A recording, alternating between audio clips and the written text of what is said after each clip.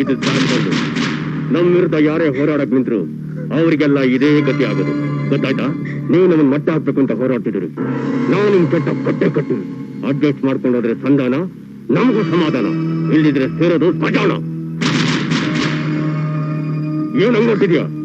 ನಿಮ್ಮ ಅಪ್ಪನ ಗತಿನ ನಿನ್ಗಾಗೋದು. ಕೆಲ್ಸ ಇಲ್ದಿದ್ರೆ ತಿನ್ನಿಸ್ಕೊಂಡು ತಳ್ಕೊಂಡು ಕಾಲ ಕಡೆ ತಿರುಗಿ ಬಿಟ್ರೆ ವಿಚಾರ.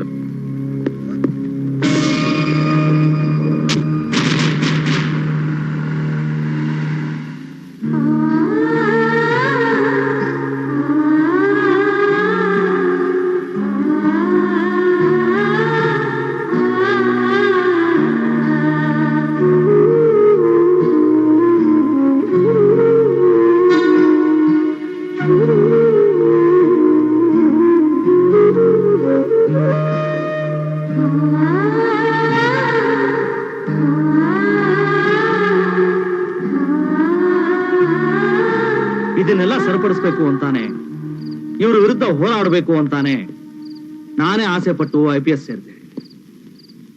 IASಗೆ ಸೆಲೆಕ್ಟ್ ಆಗಿತ್ತು.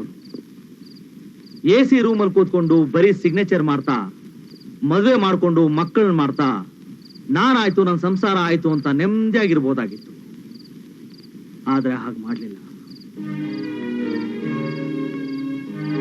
ಯಾಕೆಂದ್ರೆ ಈ ಸಮಾಜನ ನನ್ನ ಮನೆ ಅಂತ ತಿಳ್ಕೊಂಡ್ರು.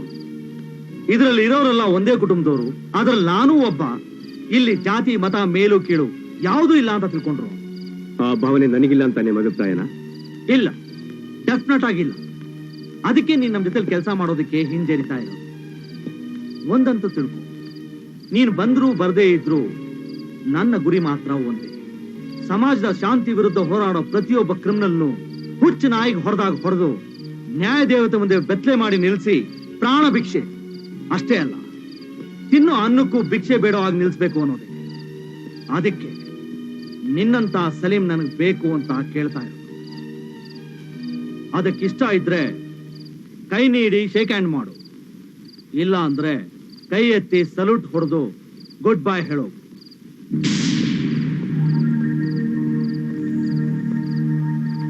ಆದ್ರೆ ಒಂದು ತಿಳ್ಕೊ, ನಿನ್ನ ಕೈಯಲ್ಲಿ ಸಮಾಜ ಕಾಯಕ್ಕಾಗದೆ ಇದ್ರೆ ಸ್ಮಶಾನ ಕಾಯಿ. ಅಲ್ಲಿ ಬೀಳೋ ಹೆಣ ನೋಡಿ ಆದ್ರೂ ನಿಂಗೆ ಸಂತೋಷ ಆಗ್ಬೋದು.